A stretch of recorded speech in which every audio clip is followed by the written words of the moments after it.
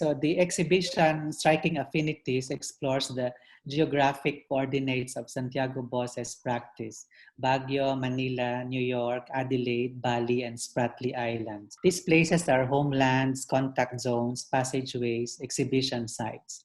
They are mapped out in the exhibition to remember the movements of Bose, as well as to understand how he likewise speculated on possible worlds beyond the existing cartography within which he circulated with interest. Part of the three-part Bose project titled Santiago Bose, Painter Magician, the second iteration follows through Bare Necessities, which laid out the groundwork of artistic impulse and the fundamentals of risk. The term striking affinities flips the phrase striking distance to allude to how Bose has traveled extensively and reached out to peers for collaboration, solidarity, and discursive and political possibilities. The distance, in other words, would be crossed through various forms of engagement, and Bose does it strikingly, leaving marks in the places through which he passed and in the works made through and with those places. The word strike is vital here as it signals the urgency of a situation as well as the opportunity taken by the artist to make things happen in transitional space, reminding us of another phrase, strike anywhere, and the story meaning of strike in protest and revolutionary movements. That being said, Bose has also stood his ground in the matrix of locations that has enabled him to sharply face at the global scene with an edgy perspective, or a perspective on or from the edge. This is evident in how his hometown Baguio yields a critical mass of images pertaining to kin, childhood, visual culture, and everyday folklore. Manila was for Bose an intersection, specifically at the University of the Philippines, where he would be exposed to intellectual ferment and the means to effect social change. It can be speculated that notions of the national consciousness or Philippine identity may have taken root in Manila in relation to experience in and memory of Baguio, but inflected by the cultural politics in the city. The anting-anting reference is relevant here as a sign of folk appropriation and national consciousness. Bali was a kind of a sojourn, a trip taken when he was in Yogyakarta, Indonesia in 1997 for the ASEAN Creative Interactions Project. But it was interesting for Bose to produce works on paper through the method of boring fascinating holes into the paper in the sun's rays, with the marks becoming pattern and then figure. New York bore traces of the West, the center, but Bose chose to mingle at the margins alongside practitioners who for years had been struggling with systemic discriminations against their persons and against their art. The artist Jimmy Durham wrote a text on Bose in 1985, casting him as a shaman who hits the island. Durham ends nearly facetiously, and I quote him, "He probably has plans for Manhattan. He may even be part of an international art conspiracy. If you see him on the streets or at an opening, do not give him bamboo." End of quote. The time Bose spent in Adelaide to do installations for an art festival generated a suite of 3 installations and a walk, a remarkable achievement for a singular event. The title of the installations was emblematic of Bose's striking affinities across terrains, imagined enclaves, ephemeral borders. This idea of borders and enclaves as imagined and ephemeral has over time prompted him to poach, breach, coalesce, trespass, settle, and span. Finally, Spratly Islands is the speculative locus. It is a disputed territory with several claimants. The waters around lead to nation-state formations that pursue the rights to possess the domain. The hegemony of China over it reveals Bose's relationship with a great tradition, as well as the superpower. The approach of this exhibition is to assemble the different ways by which Bose has over time translated his movements across places in a range of expressions, from drawing to prints and on to intermedia works. The exhibition is interested in the work of art and not only in the artwork. So what does art do and how does it do its thing? These questions inevitably feed into the questions of substance and significance. What matter does art consist of, and why does this art matter? So now we move on to the conversation among artists and friends of Santi who, in one way or another, have pursued the spirit of Santi's practice. Let me introduce them. First, Norberto Roldan, or Pee-wee to many, is a visual artist and organizer. Pee-wee was part of three important collectives and initiatives from the 80s to the present. The Black Artists in Asia in 1986, the Visayas Islands Visual Arts Exhibition Conference, or Viva XCon in 1990, and the Green Papaya Art Projects in 2000. He has exhibited extensively in places like the Guggenheim in New York and the National Art Center in Tokyo. So let us welcome Pee-wee. We also have Alfredo and Isabel Aquilizan, who are partners in both life and art. The pair's collaborative practice is inspired by an ethos of co-creation and collective spirit, often inviting participatory action into their large-scale multimedia assemblages that are anchored in ideas of family, migration, displacement, and memory. Their installations speak to the concerns of migration, placemaking, and community. Their itinerant works, developed over years of working overseas, address the practicalities of making do and parenting, as well as the lively subjectivity shaped by human resettlement. And finally, Kawayan De Guia is a Baguio City-based artist and curator whose practice spans painting, installation, and sculpture. In 2012, he helped initiate Axis Art Project, a festival that engaged curators and contemporary artists with local communities and artisans. Across 5 days, participants traveled by bus along the Halsema Highway between Baguio and Montauk in northern Luzon, creating site-specific works that responded to the changing cultural landscape of the region. So let us all welcome Pee-wee, Freddie, Isabel, and Kawayan. So my first question to the three of you has something to do with the first encounter with Santi. I'm interested in the first encounter because the exhibition is interested in places. No? Places are important. So where the meeting took place and how that meeting happened.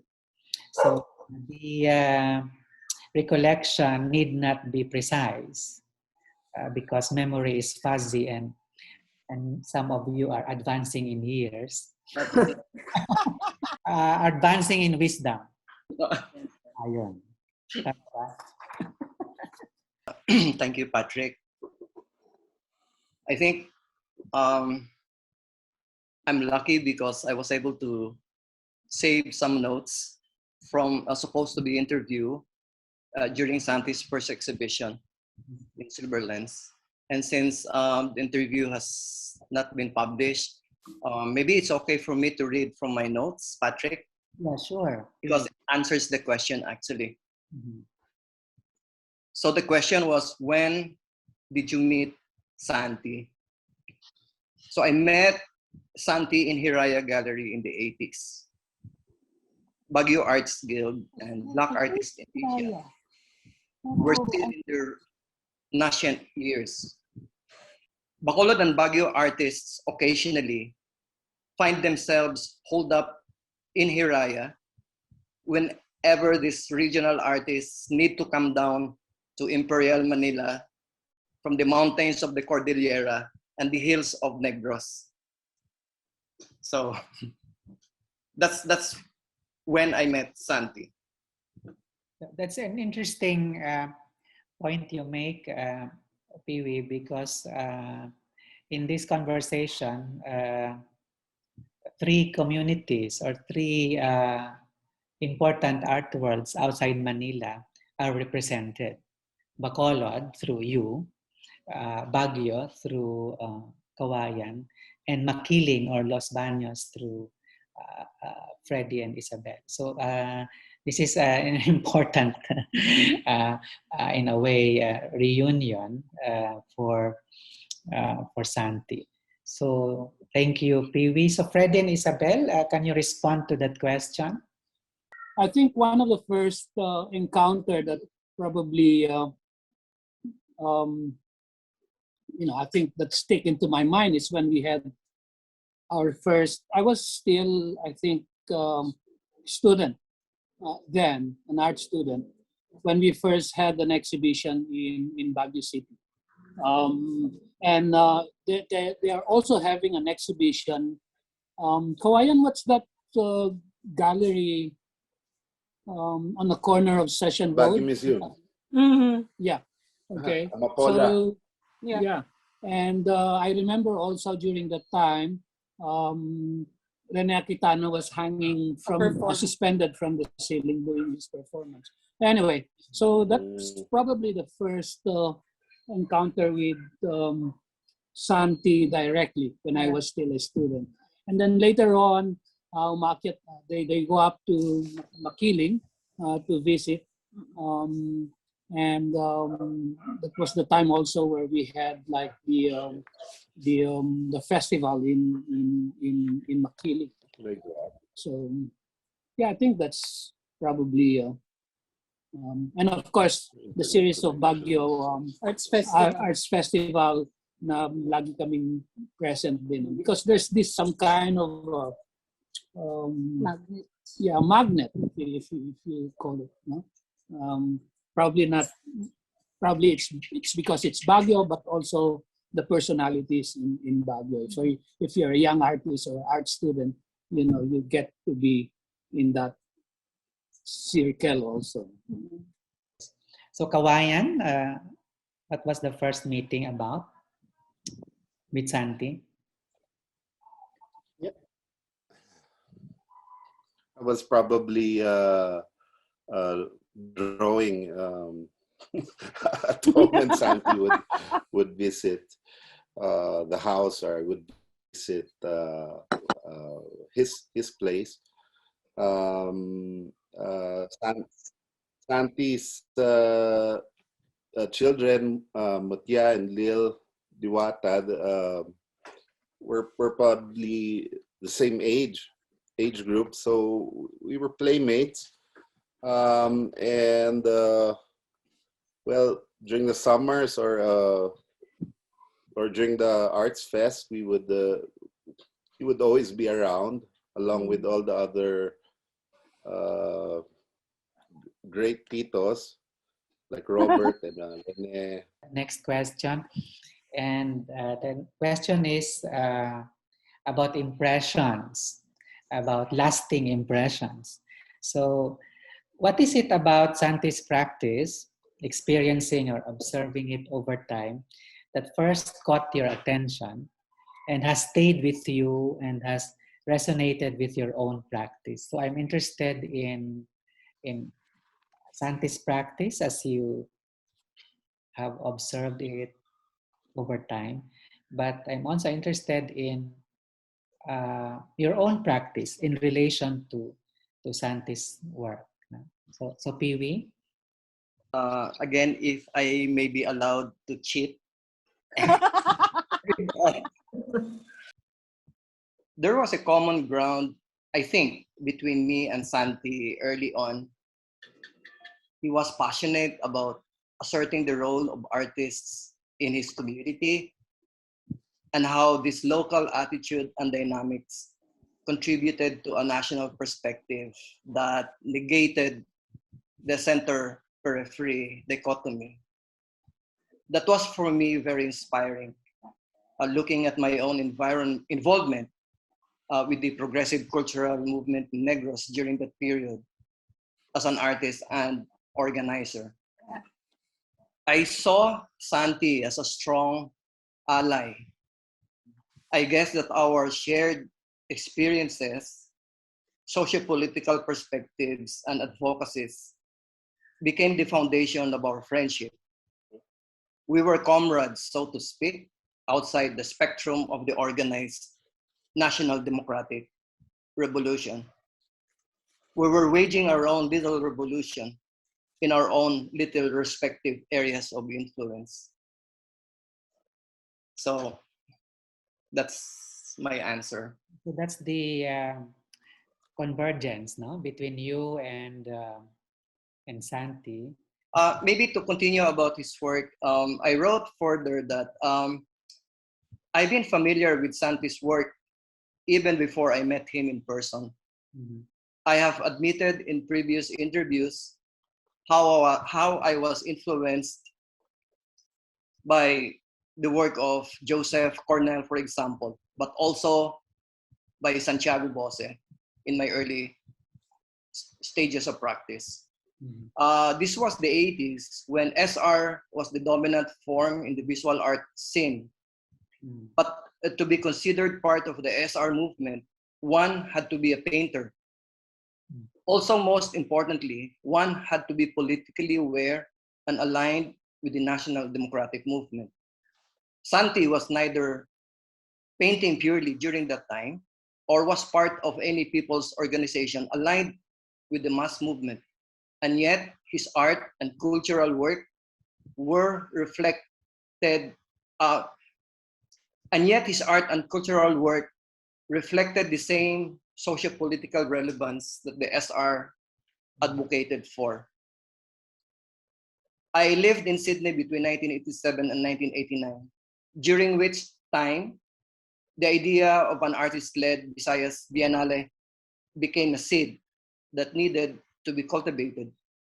Upon my return in late 1989, long discussions I had with Santi helped me flesh out what became Viva XCon. He thought that Viva XCon could be a great counterpoint to the International Baguio Arts Festival. I thought that Viva XCon and the Baguio International Arts Festival could strengthen the regions and the ties between Baguio in the north and Bacolod in the south. We even had a private conspiracy to bypass Manila. It should not be a surprise that the first Viva XCon in 1990 and the second in 1992, both in Bacolod, were strongly supported by the Baguio Arts Guild members who came in big numbers, thanks to Santi. So Freddie and Isabel, the same question about Santi's inspiration or Santi's impulse, however you might want to describe it.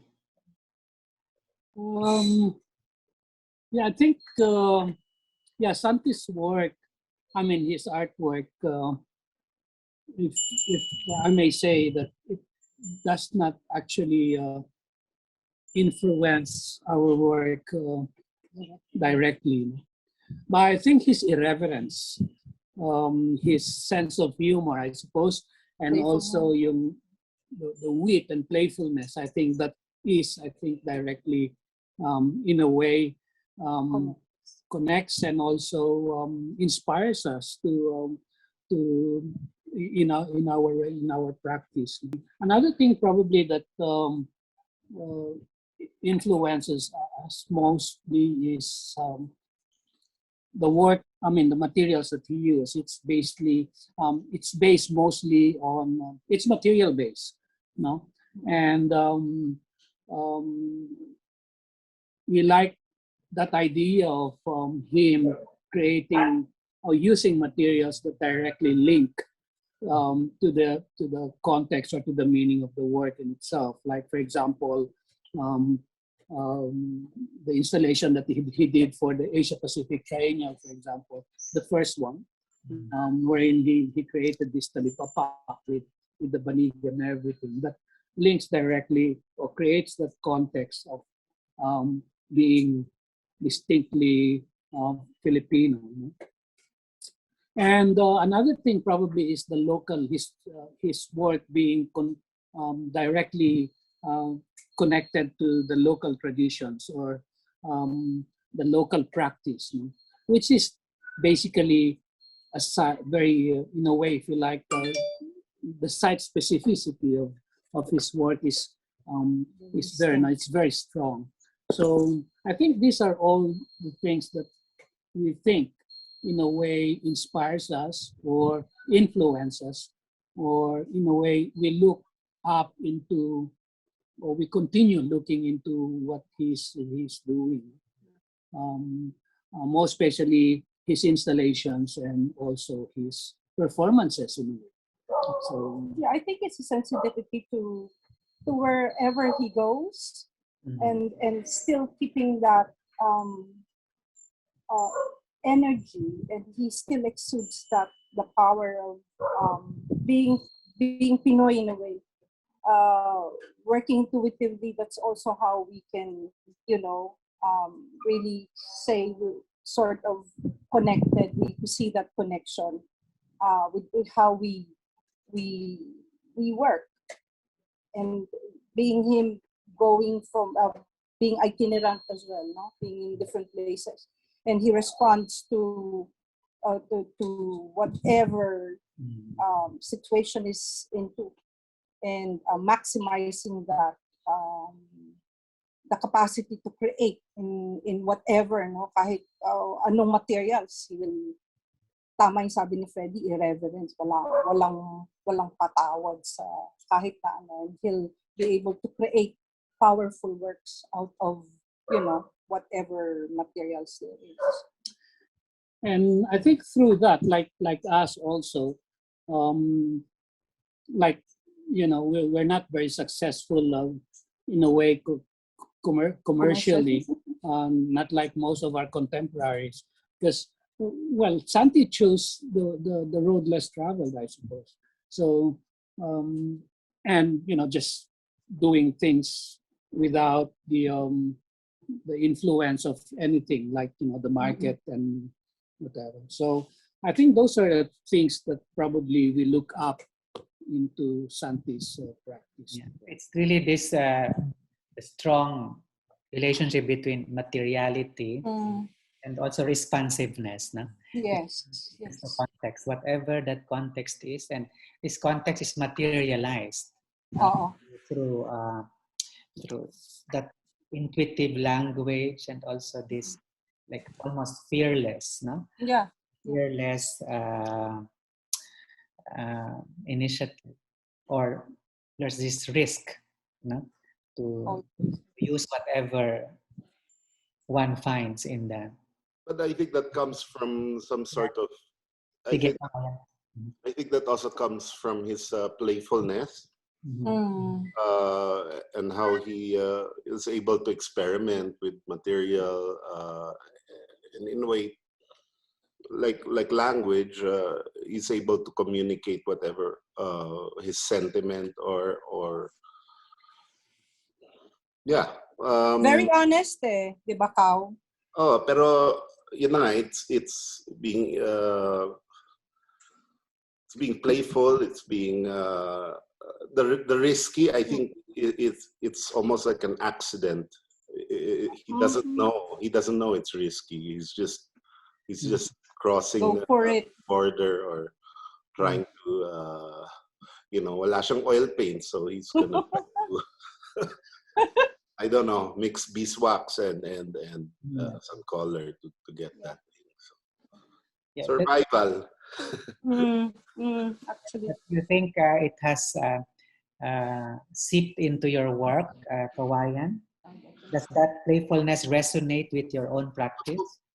Most definitely. I think with Santi, I remember when I was a kid, I didn't really appreciate his work because it wasn't as refined as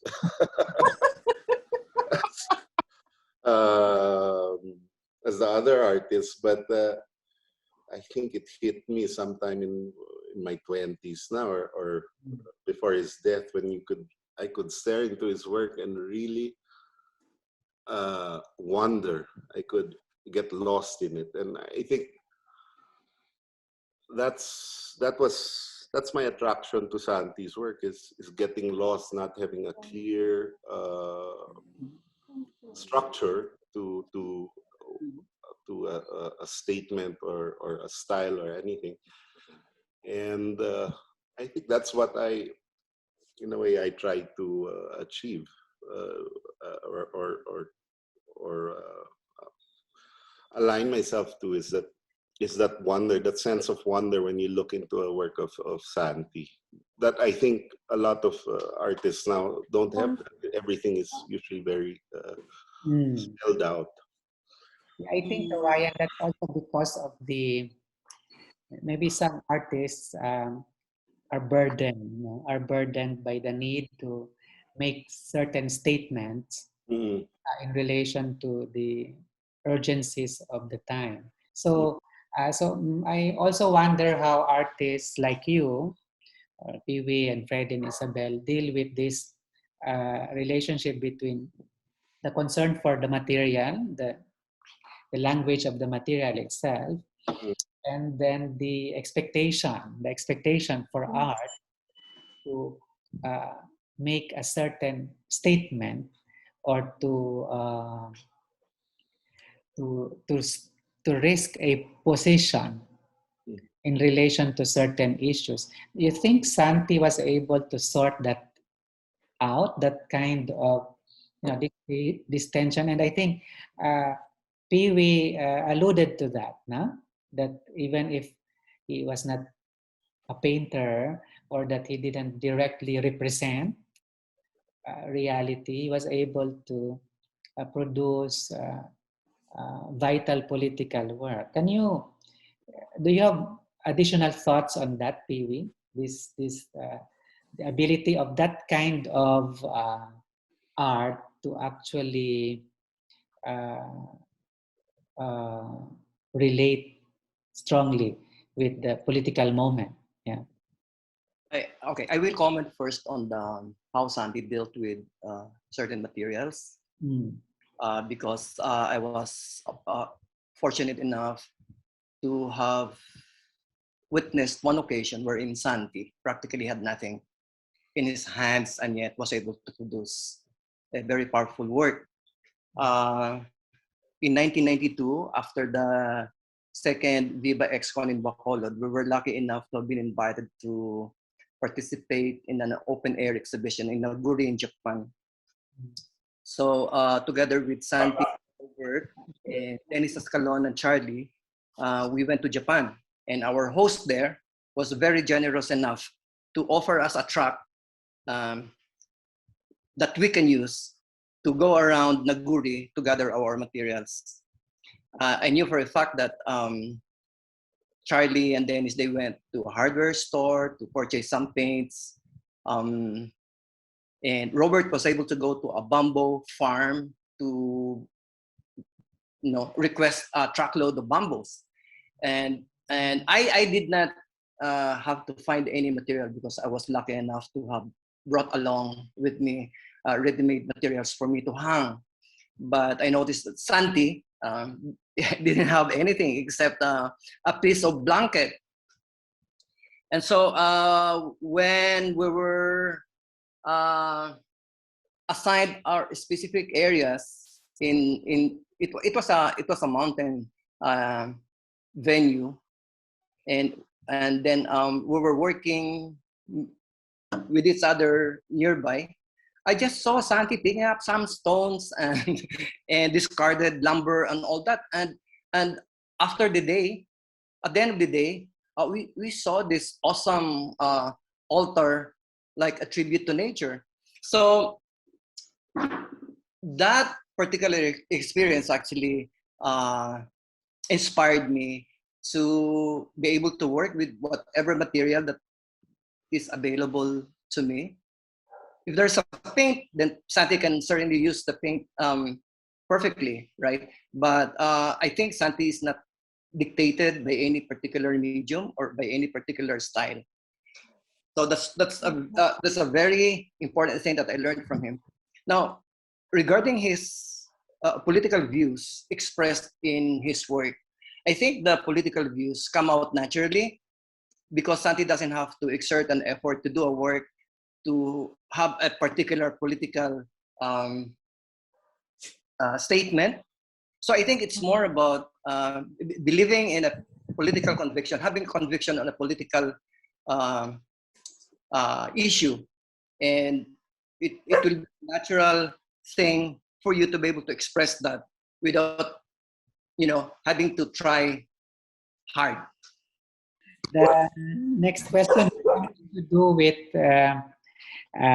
Santi's life work and also Santi's life world. And it goes something like this. Was there something in Santi's life work and life world that you had nurtured or to this day have kept nurturing in your own place of work? So I'm interested in how you would re-articulate a piece of or aspects of Santi's practice in developing a particular context in particular places like Bacolod, for instance, or Makiling or Baguio. So what was it that you, in a way, you took away from that practice and nurtured over time to produce something else, produce something else in a specific location, because your locations are very specific. No? While you respond to Santi, maybe metaphorically or maybe allegorically, you concretize that response in a very eccentric way wherever you find yourself. So can you cite some instances in which, you see certain things happening or see certain things that you made to happen that you could connect to the way Santi built up or created situations? Yeah. Maybe we begin with Kawayan.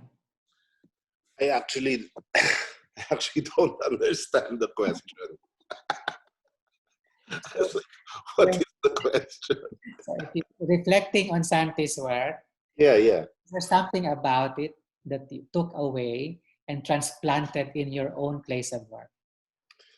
Okay. I lived in his house for 10 years, so I don't know if I had to transplant anything. It was more like me interacting with his spirits and the energy of his house. And I can tell you, it was he has a strong juju, for lack of words. In a way, I sort of nurtured that spirit. I would often make a joke that I would enter the studio and just get possessed by Santi's spirit and wake up and the work would be finished, So, but these are things, but Santi really does have a strong presence long after he's gone. His house, his space, it's still there, and in a way, I'm the gatekeeper to that world of his creative source. Because you've seen also as maybe a boy or as a young man at Baguio Arts Guild now. Yes. But you also have initiated your own, projects in your own community, like Axis, for instance. So how would you compare? The ways they did it before and the way that you're doing it now. Okay, yeah. For example, yung Baguio Arts Guild, no, the guild, the festival. These were really great things, but things change. The Baguio then and the Baguio now is very different. But in a way, myself along with other artists initiated this Axis Art Project, which was to try to gather all the different energies, different spaces around Baguio, and try to almost like have a Baguio Arts festival, but in this case, we were talking trying to cross the borders between craftsmen and artists of many different fields. Yeah, and I guess Santi and the guild were very successful in really touching problems within the community, and I think up to now, along with Axis and myself, we are trying to do the same, trying to bring awareness to certain problems that the city is facing. For example, now the Baguio market is actually under threat by big developers. And one reaction we had last month was to put up an outdoor exhibition at the center of the public market. And it's getting quite a good response, no? But this kind of outside the gallery and connecting with the real people, I think that's one legacy that Santi and the guild was able to do, and really bring awareness to what Baguio culture or somewhat defining that. So yeah, I guess that's one thing that we're trying to keep the torch.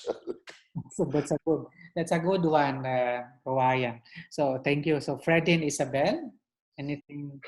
I mean, to the same question of maybe translation to your own play, to your own work, yeah, that you think reminds you or recalls certain aspects of Santi's work. I think this idea of the idea of engagement, I suppose, and that sense of community that Santi always, we always see with Santi every time he's around or he's organizing the Baguio Arts Festival. That idea of everyone is become part of it. And I think through our practice, I guess that's one of the things that we always probably, that's the thing that stick to us. No? Probably it came directly from the Baguio influence, no? And indirectly perhaps from Santi. Coming together. That idea of creating spaces or creating situation where people can come together and do something, not necessarily create art, but perhaps just being together, and probably that's how that's where the creativity comes in. Through that exchange. But I think part of it also had something to do with the charisma, I think the personality of Santi. Do you think you have that too? I think wish. so. Of course, those are the things that we wish, no. But of course, we have a different way of dealing with things, or if you like, we use the word strategies. No? different, maybe the same process, but different. The way you connect. The way, yeah, of course, personality.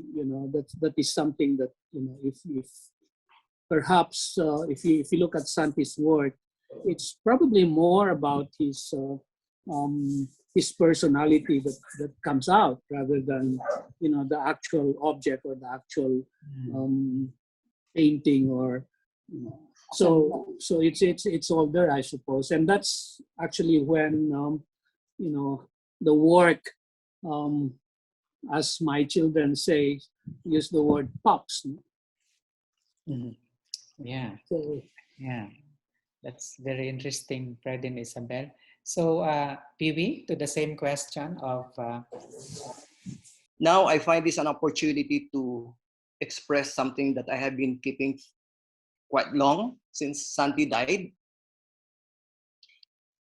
Santi was a very generous human being. He can be emotional one moment, like when he lost his membership from Baguio Arts Guild.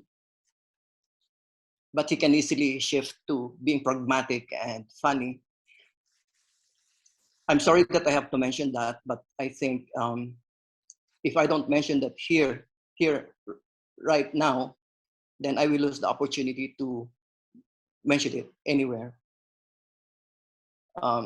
One very important occasion I remember, and I will never forget, is when Santi came and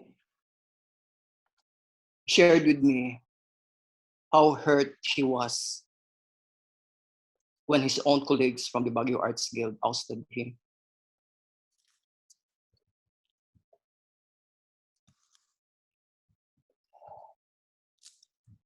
His last recorded solo show, Troubling Bones, Gather No Stones, curated by common friend Bobby Valenzuela, was held at Green Papaya Art Projects in 2001. The day of the opening coincided with the first day of the People Power at EDSA against President Joseph Estrada then. In the afternoon, we heard from friends that artists were massing at the surrounded by water space in front of Robinson's Galleria. Santi made a quick decision to cancel his opening and advised expected guests to proceed to SBW instead. So food and drinks for the opening were also sent to SBW. A couple of weeks before he died, he had an operation to remove stones from his gallbladder. Stones. Remember the exhibition he did in Green Papaya was gathering stones. Something like that. When he was well enough to get a car ride back to Baguio, he dropped by our apartment in Teachers Village to take me and Donna, who was then pregnant, with Joaquin for a late dinner at his favorite Chinese restaurant. He also left us with some artworks. And when I asked him for what, he said, keep them for your rainy days. Sometime during the first week of December of 2002, Donna and I found ourselves on a bus to Baguio. Santi has just passed away at the tail end of the International Baguio Arts Festival. By then, he was no longer part of the Baguio Arts Guild.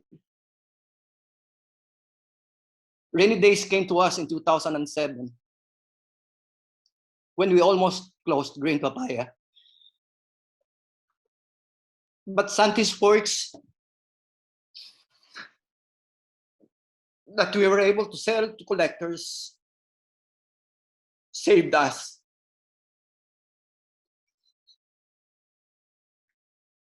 Maybe that's one of the reasons we're still around.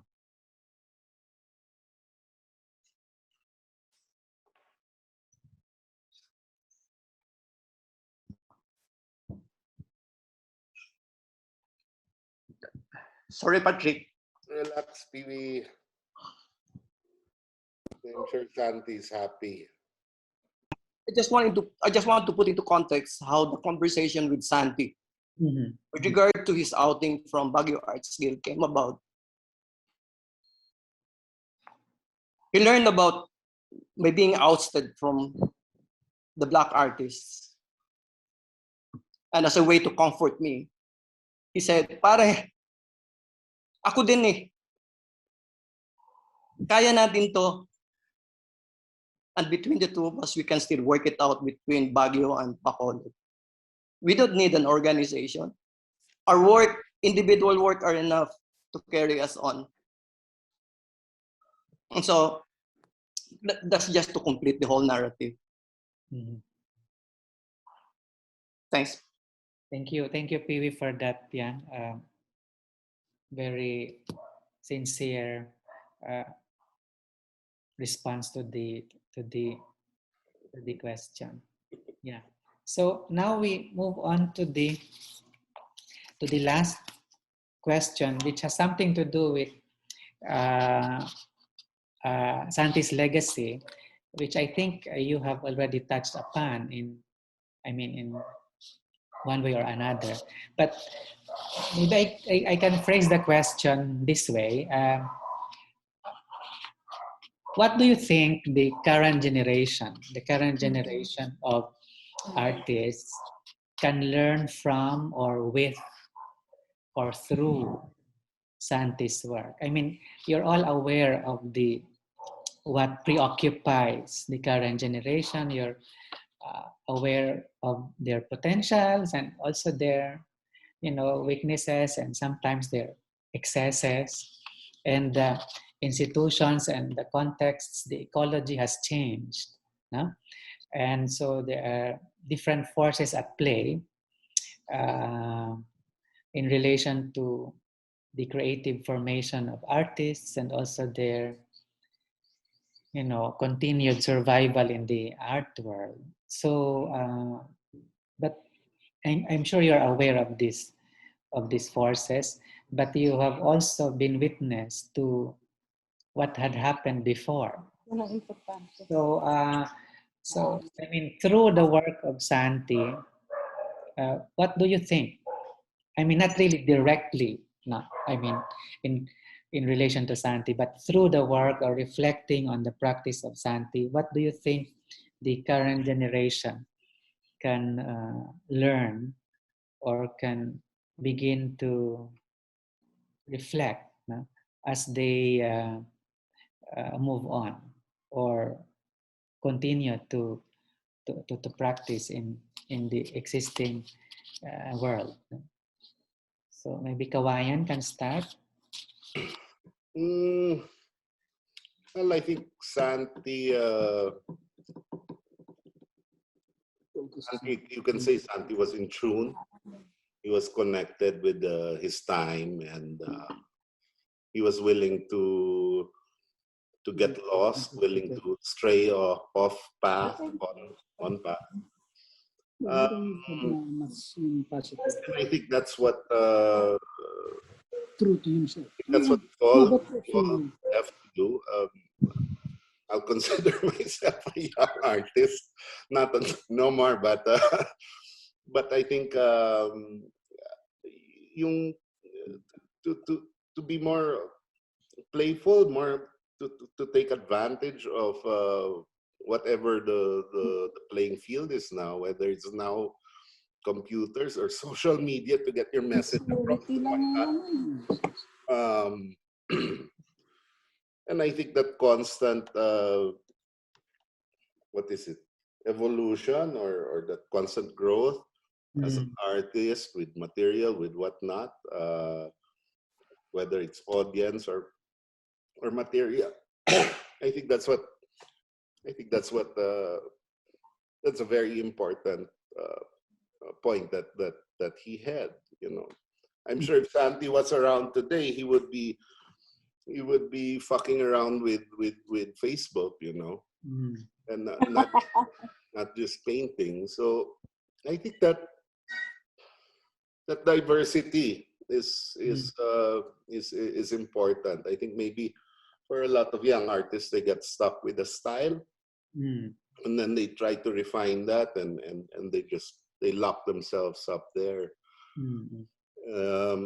My father always told Santi because my father is a fan of Santi and his work. He would always say, when Santi would get jealous of not selling out in compared to Bencap, Tatay would always say, "Huwag kang mag-alala.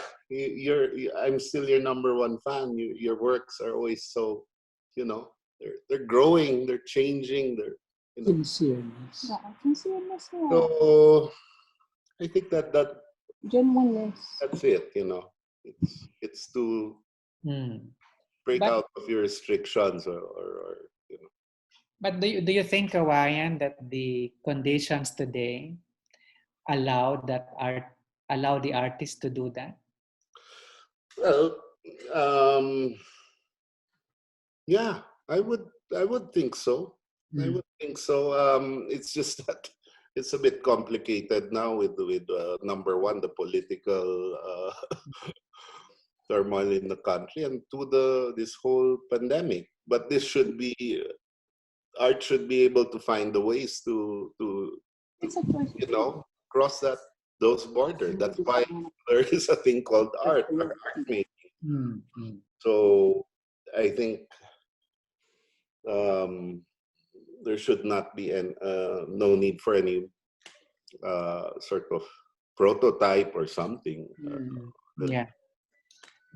Thank you, Kawayan. So Piwi, you've seen a lot already. I mean, you've been exposed to young artists in Viva, in Green Papaya, and in biennales, for instance, in art galleries.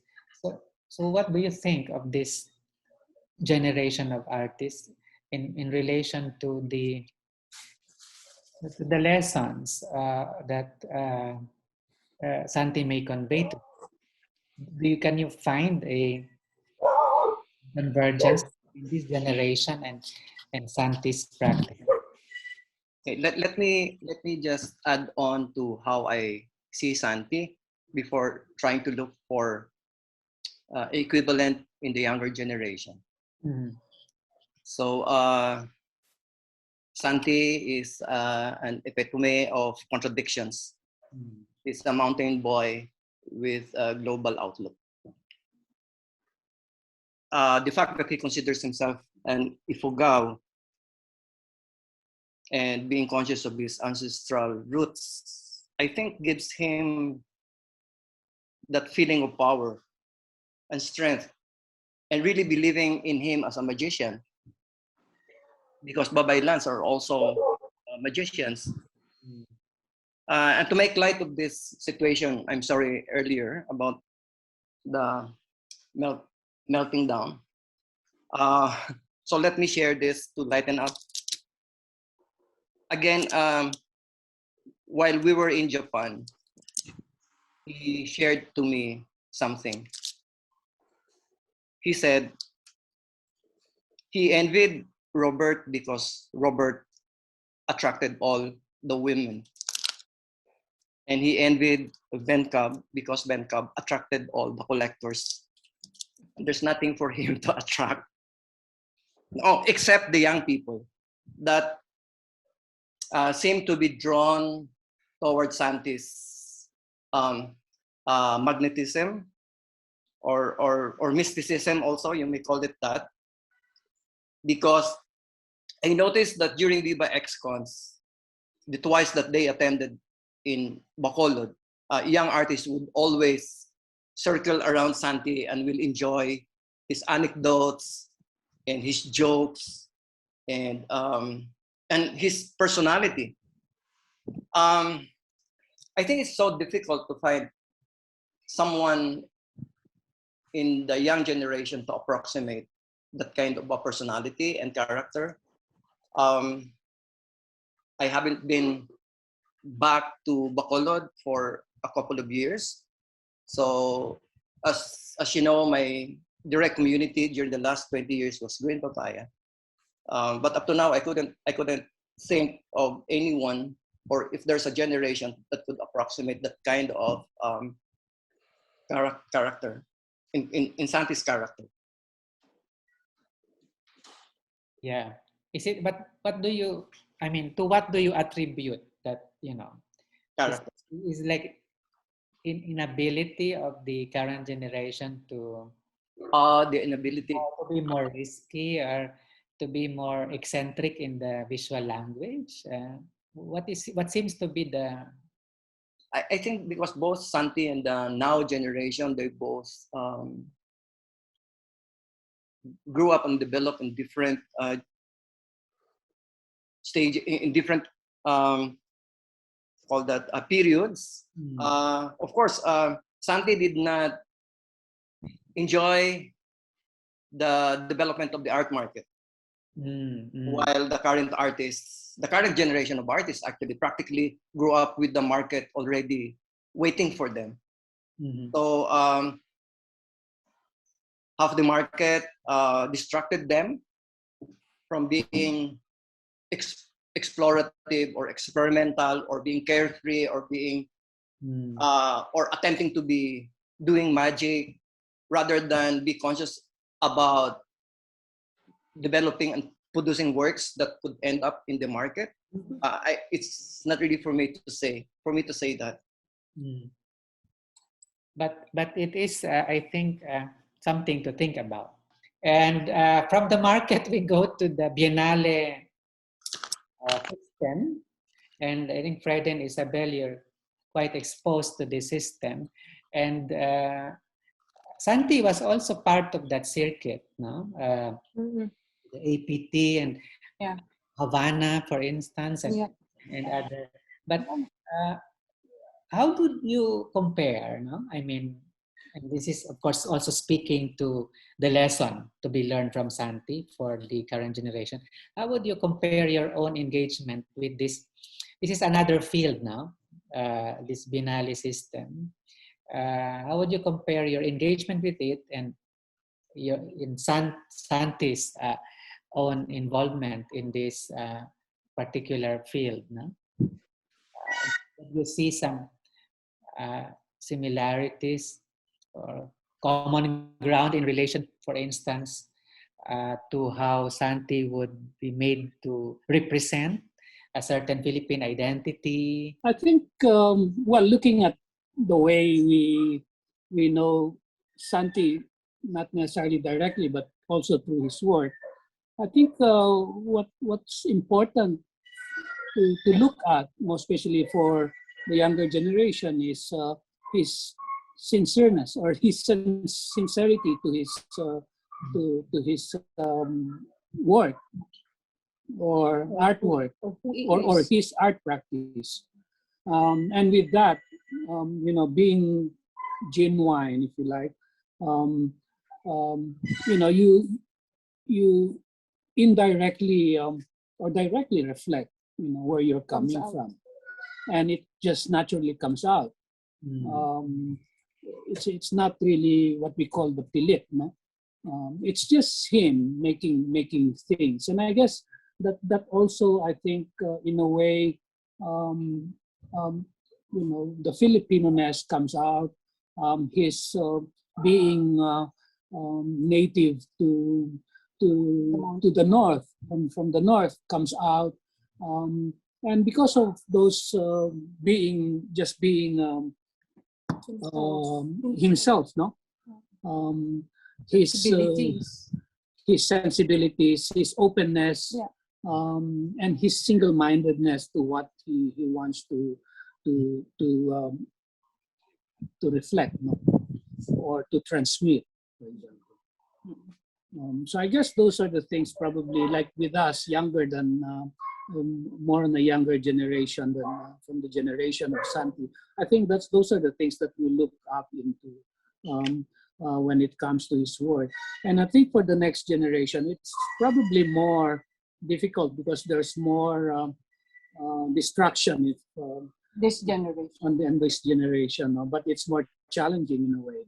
But I guess just being, looking at the personality of Santi being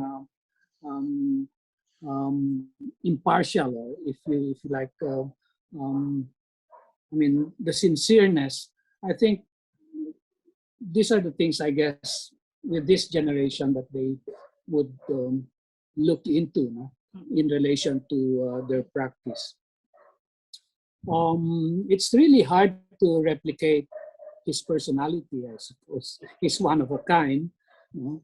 And this is, of course, reflected to his art and his art making, which is, even if you look up until now, it is still relevant, you know, and timeless. So I don't know where that thing comes from, but I guess it's from his personality that probably we need to look into as an inspiration. Yeah, I think it's his responsiveness, you know, wherever he might be, or with, you know, with in the 80s, 70s, you know, maybe up to now, it's like Kawayan said, if he's around, you know, he will really respond to the times of whatever is happening at the moment. And you cannot erase that, and you cannot, you know,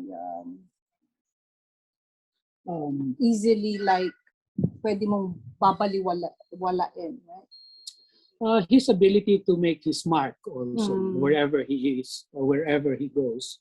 I remember, you know, usually when we go, for example, to a particular place where Santi has been before, like for example in Havana, you know, you always get these stories about Santi that they cannot forget, or in Brisbane or in Adelaide, for example.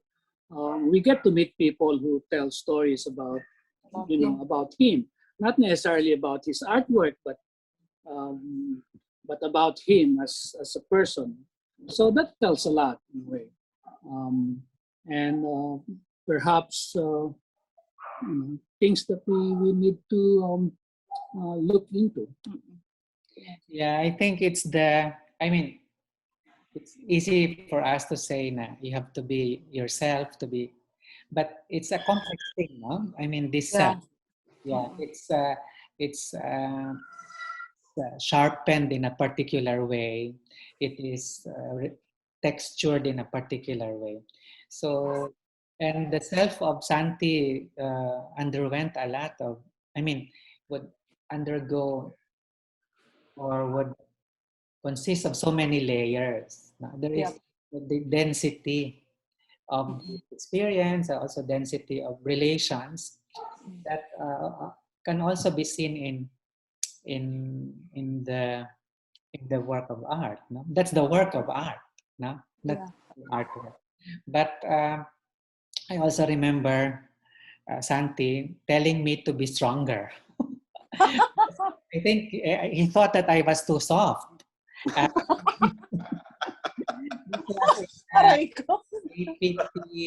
APT 2, I was in the panel with Murakami, who was emerging at that time as a superstar in the Japanese art scene, also in the global art scene. Said, so Patrick, you have to be, you have to speak more, forcefully, you have to be stronger. But it was not my nature, and it's not my nature. So, but I understood where he was coming from. I love it.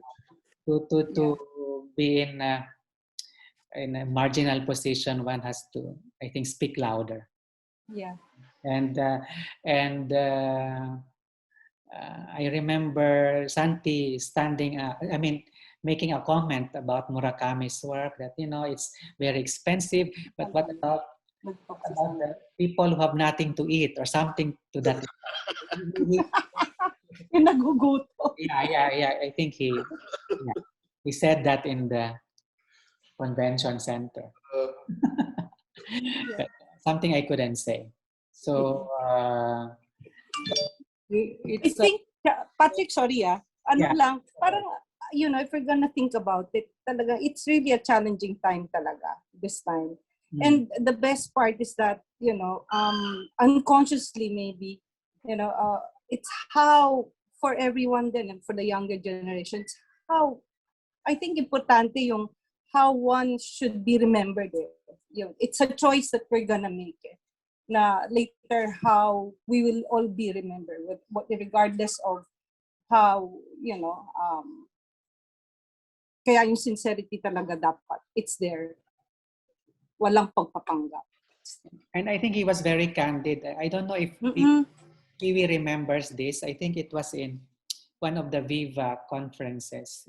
Was it like maybe Bohol or I forget now, Kiwi. I think he said that this cannot continue.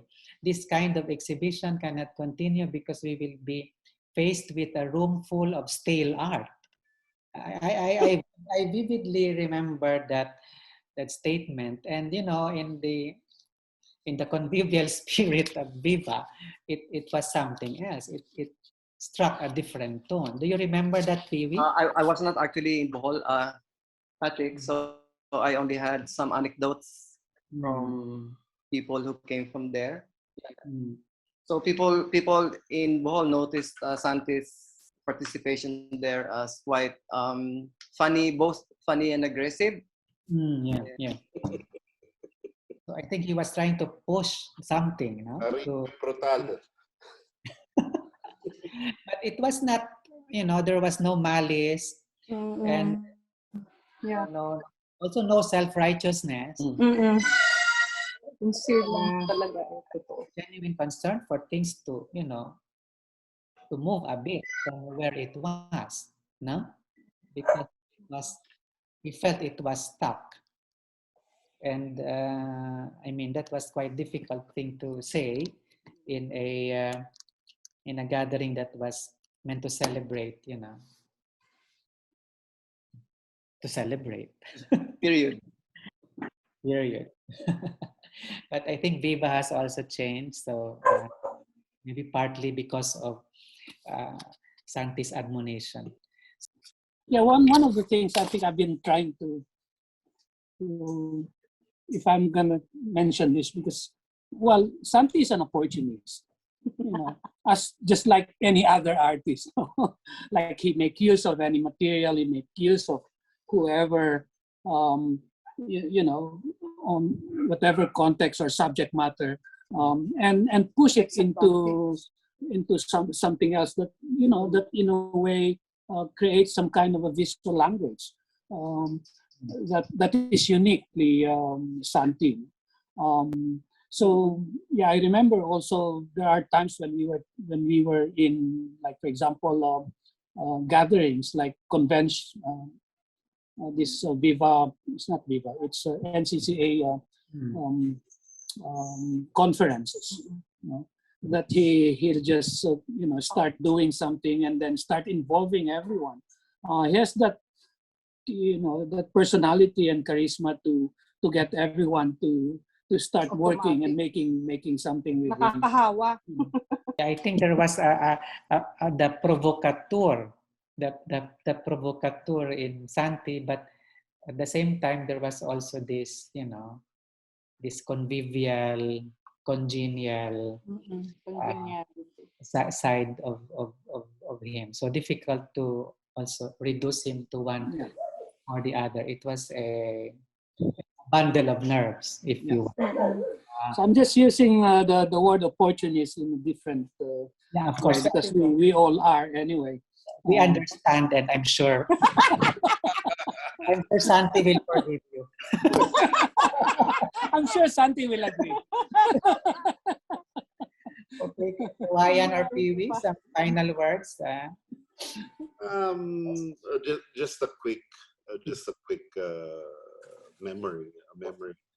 Really, it was. I remember I used to hang out at his place, and I'd watch him paint overnight for several days without eating, without playing chess and whatnot. But I remember one thing he said. He said, I think during that time, my father, Kidlat, and Santi were, they were not in good terms. But, Santi would say, don't worry about our thing. It's okay. You can, you can hang her out and be indifferent from my rift with Kidlat and so forth. And the same for Kidlat. Lil went under apprenticeship with Tatay for a summer that same year. So I think there's this openness, you know, even if we disagree on something, we can still have fun or learn or grow and whatnot. Yeah. Mabuhay si Santi. Right. Lahat. Mabuhay kayo lahat. Thank you for that, Kawayan and Piwi.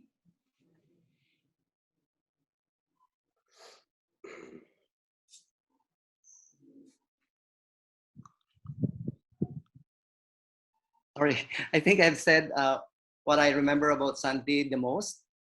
And so I leave it at that. Thank you, Patrick. So thank you, everyone. Thank you, Piwi. Thank you, Kawayan. Thank you, Fred and Isabel, for making the time for this wonderful sharing. So, and thank you for the audience for staying with us. Yeah. Thank you, Patrick. Thank you, Rachel. Everyone. Salamat din. Salamat. Salamat. Salamat, Santi. Salamat, Santi.